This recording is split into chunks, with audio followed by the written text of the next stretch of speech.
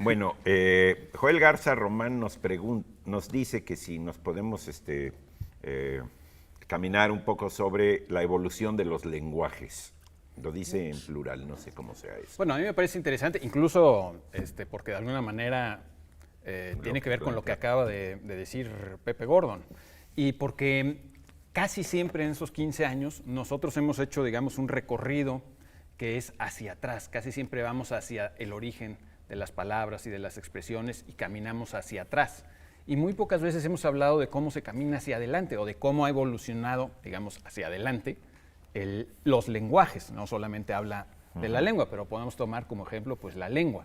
Y lo que los lingüistas nos han dicho, y aquí hemos hablado 1000 veces de este idioma hipotético que es no hipotético, de este idioma del cual no existe ninguna prueba concreta, pero que sabemos que existió, que es el proto-indoeuropeo.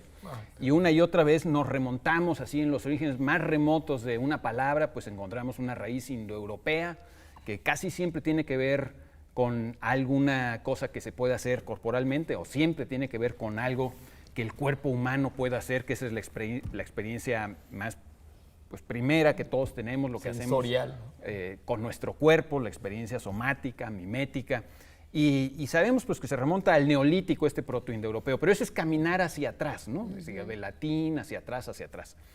Y cuando vemos los lenguajes, y en específico los idiomas hacia adelante, vemos algo muy curioso, vemos que hay siempre este afán del que habla un poco Pepe Gordon, este afán por la precisión, por empezar a clarificar las cosas, por acercarse a describir más en su especificidad cada uno de los fenómenos y también para adaptarse a las realidades distintas, ¿no? En nuestra generación nos tocó la explosión de los electrónicos y la tecnología digital y nuestro vocabulario se ha alterado, nuestras metáforas empiezan a cambiar, etcétera.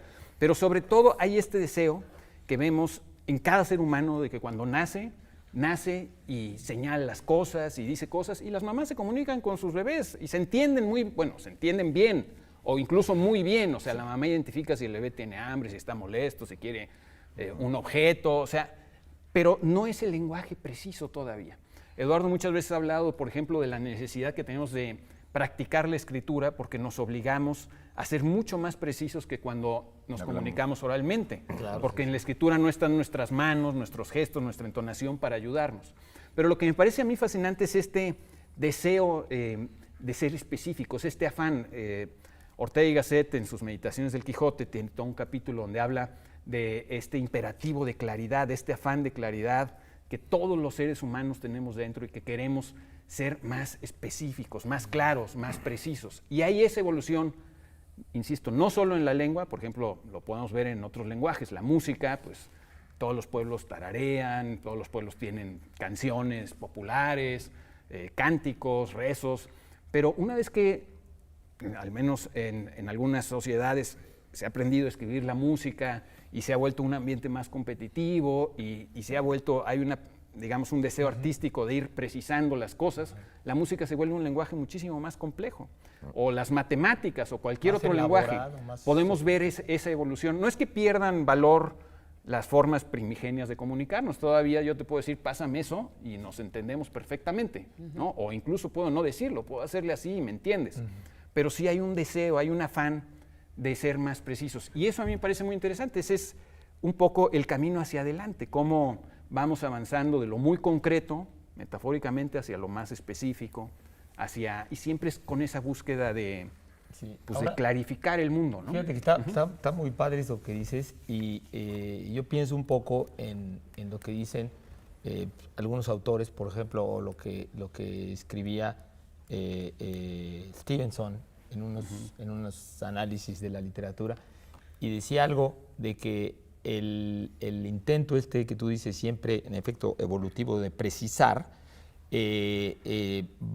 decía, en dos sentidos. Uno, en ser cada vez más conceptual, más concreto, más de signo de que esto representa eso, pero por otro lado también la necesidad de precisión, de interconexión, ¿no? O sea, de señalar las interconexiones que percibimos en el mundo y que, decía Stevenson, que tiene que ver con lo simbólico, ¿no? O sea, como algo, utilizamos también un término, un referente, para hablar de conexiones, y esas conexiones también son una forma de precisar, ¿no? Una forma de precisar. Yo creo que habría que poner ahí un término que es complejidad.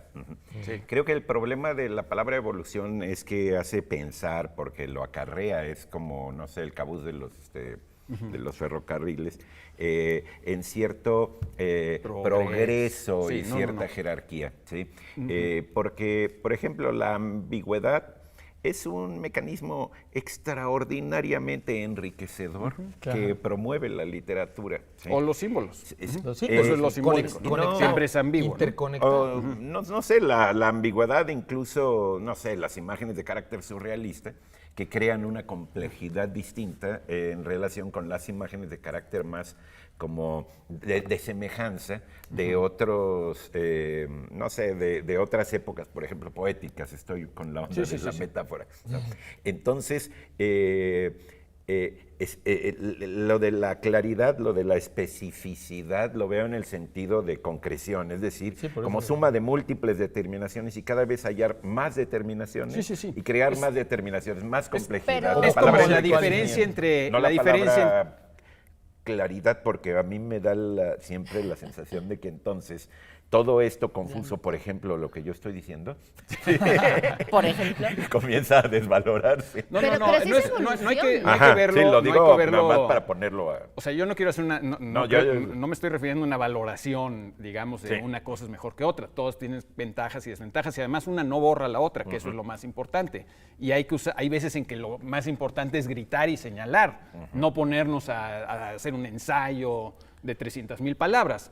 Pero sí hay una diferencia entre decir, me siento mal, a explicar por qué te sientes mal.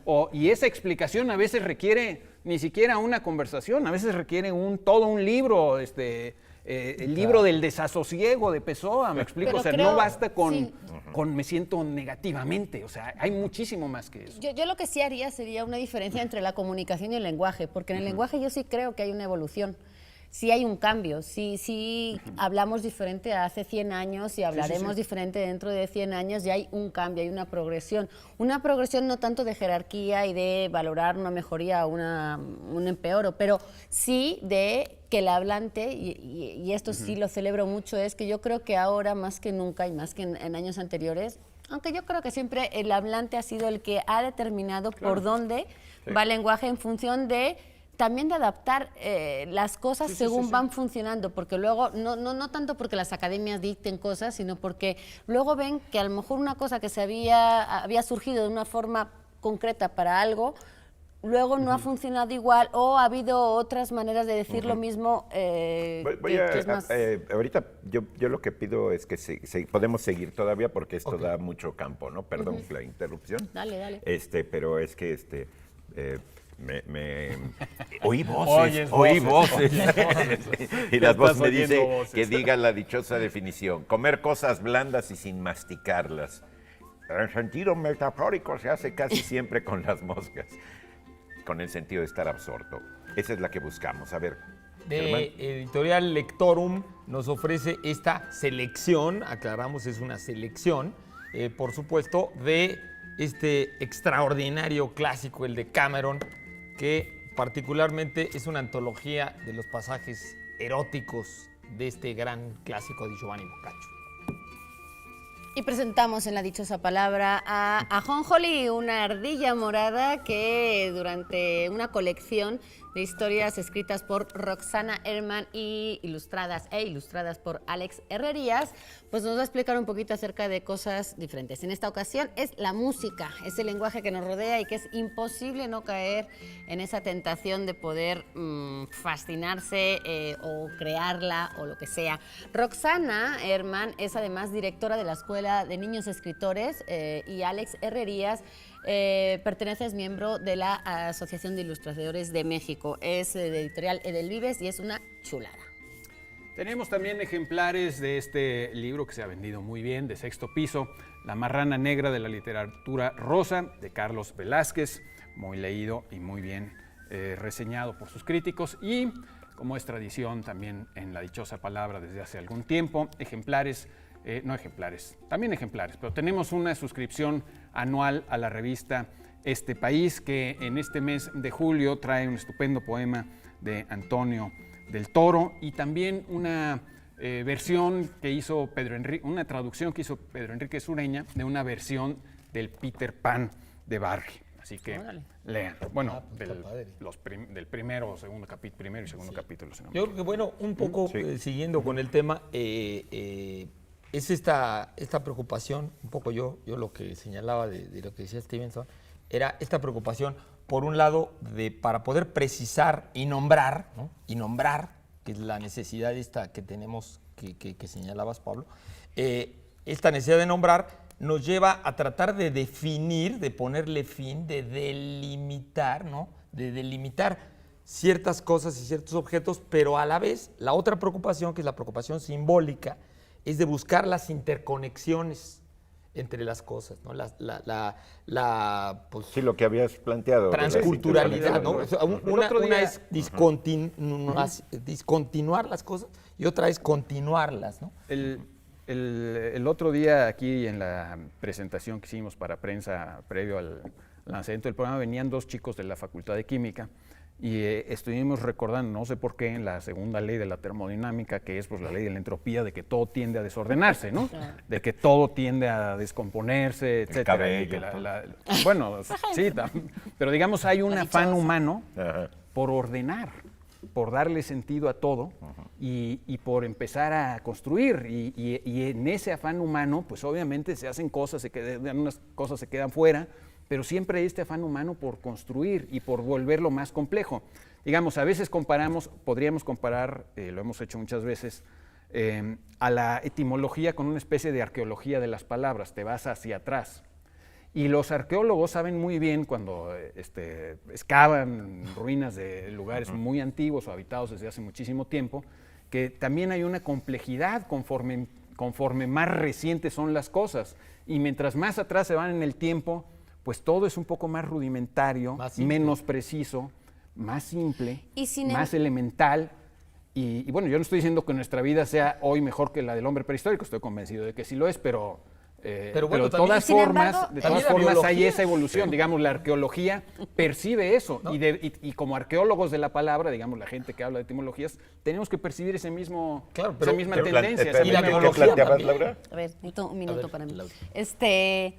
Uno pensaría que todo está delimitado y que todo está concretado y que todo tiene nombres porque tenemos esta obsesión. Y sin embargo, llama mucho la atención que en pleno 2017 todavía haya cosas muy cotidianas y que usemos tanto y que no tengan nombre y que en otros idiomas, por ejemplo, hace poco estuve en una presentación de un libro que se llama Lost in Translation, que es una chava de 19 años que se dedicó a decir, o más bien a plasmar por escrito, todas estas cuestiones que no tienen nombre en español y que son cosas muy básicas. Por ejemplo, algunas son que surgen con mucha gracia, ¿no? Que es esta manía que tenemos de comprar libros y apilarlos y nunca leerlos, ¿no? Sin llegar a ese extremo, por ejemplo, tiene que ver con la huella que deja la ola del mar, con cosas que tenemos muy cotidianamente en nuestro alrededor y sin embargo tenemos reticencia a nombrar ciertas cosas o a inventar un nombre. Pareciera que solo le damos nombre a los conceptos que surgen nuevos.